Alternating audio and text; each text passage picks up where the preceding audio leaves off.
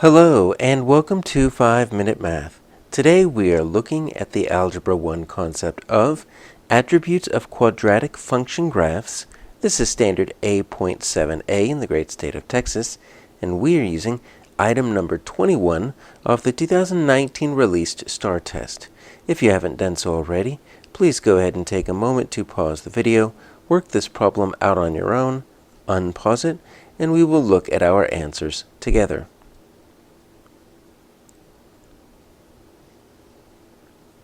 So all we have is a quadratic function here and 4 graphs. And we need to find the graph that best represents that.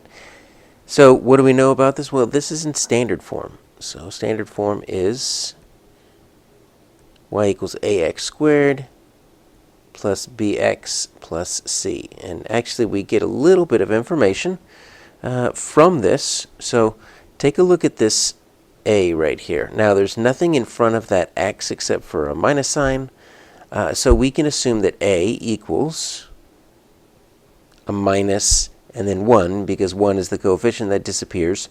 So when there's not anything there, you can always assume it's just a 1. Since it's a negative x squared, it's going to be a negative 1 x squared. So what does that tell us? Well, a actually tells us the direction of the graph.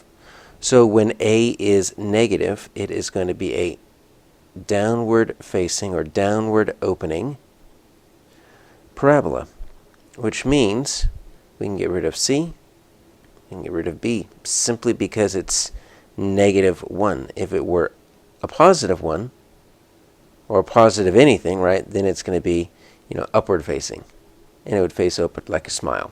Okay, so we've eliminated 2 answers. We just looked at a.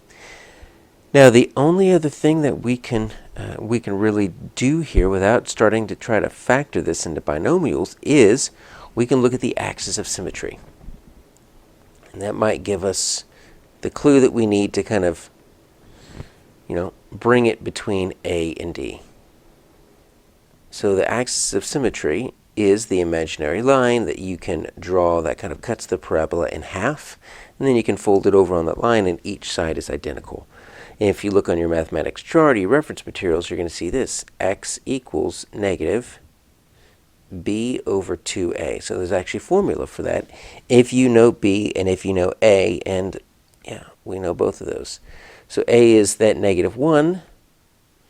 B is going to be just that 6 right there. Okay? So let's see what we're looking at here. So b equals negative 6 over 2 times a is negative 1.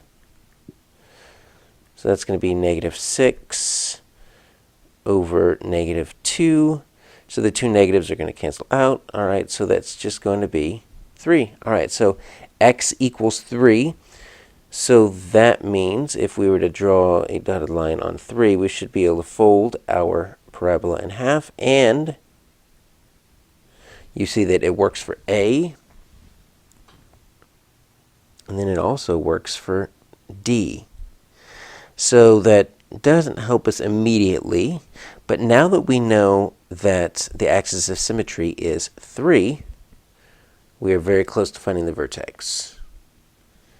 So the vertex is always going to have your x-coordinate be your axis of symmetry, right? And then your y-coordinate is going to be the minimum or maximum value. Well, if we know x is 3, let's plug this back into the original equation. Find y. Y equals negative 3 squared plus 6 times 3 minus 1. So when x is 3, y is going to equal, negative 9 plus 18 minus 1. So if I combine those, that is going to be 9 minus 1. Oops, it's right in the answer there. 8. Okay, so that means our maximum value, since it's opening down, is going to be 8, and my vertex is going to be 3, 8. And yep, it looks like we're getting it right there at A. D has got 3, 10, too high. And so once we found the axis of symmetry, we were good, and we could find our vertex, and the answer is A.